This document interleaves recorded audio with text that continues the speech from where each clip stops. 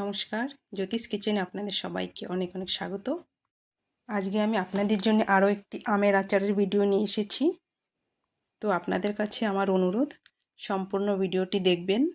তো চলুন আচারটা শুরু করি। আচার করার জন্য যা করতে হয়, আমটা ধুয়ে মুছে আমি কেটে নিয়েছি, আর সেই আমগুলো আমি 2-3 ঘন্টার জন্য একটু রোদে দিয়েছি। এই আচারটা তৈরি করার জন্যে আমটা রোদ্রে দিতেই হয় না, কাঁচা আম কেটে সঙ্গে সঙ্গে আচারটা তৈরি করে। কিন্তু আমি 2-3 ঘন্টার জন্য রোদ দিয়ে দিলাম আমটায়, তাহলে বৃষ্টির সময়ও খারাপ হওয়ার সম্ভাবনা থাকে না। তারই জন্যে আমি আমটা একটু রোদে দিয়ে নিলাম। এবার এই আচারের জন্য যে মশলা লাগবে, তার জন্য আমি নিয়েছি জিরে, মেথি, সৌফ আর নিয়েছি গোলমরিচ। এই আচারের মশলাটা একটু আলাদা। এর ভিতরে না ধনে দেওয়া হবে, না এদিকে সর্ষে দেওয়া হবে, না রসুন, আদা এইসব কিছুই দেওয়া হবে না।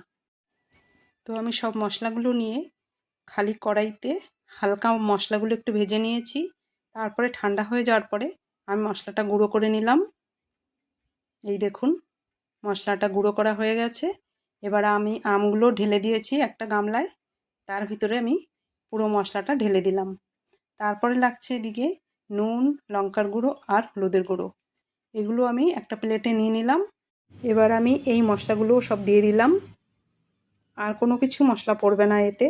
এবার এতে যাবে শুধু তেল। সর্ষের তেল গরম করে রেখেছিলাম, তেলটা ঠান্ডা হয়ে গেছে। এবার আমি সেই তেলটাই দিচ্ছি।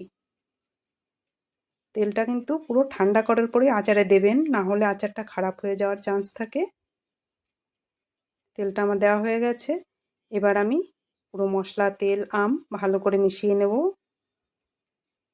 এটা একটু মেশাতে সময় লাগবে। আর হ্যাঁ, আপনারা চাইলে আচারে একটু হিং দিতে পারেন, তাহলে আচারটা খারাপ হবে না।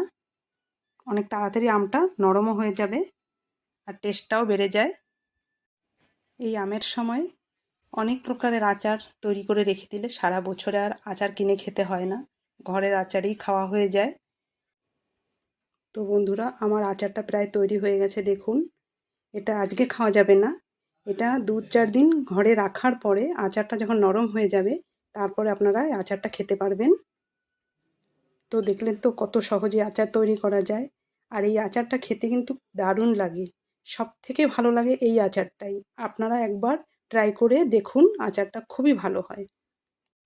এই আচারটা যত পুরনো হবে খেতে ততই ভালো লাগে। তো দেখুন, আমার আচার পুরো তৈরি হয়ে গেছে। ভিডিওটি সম্পূর্ণ দেখার জন্য আপনাদের অসংখ্য ধন্যবাদ।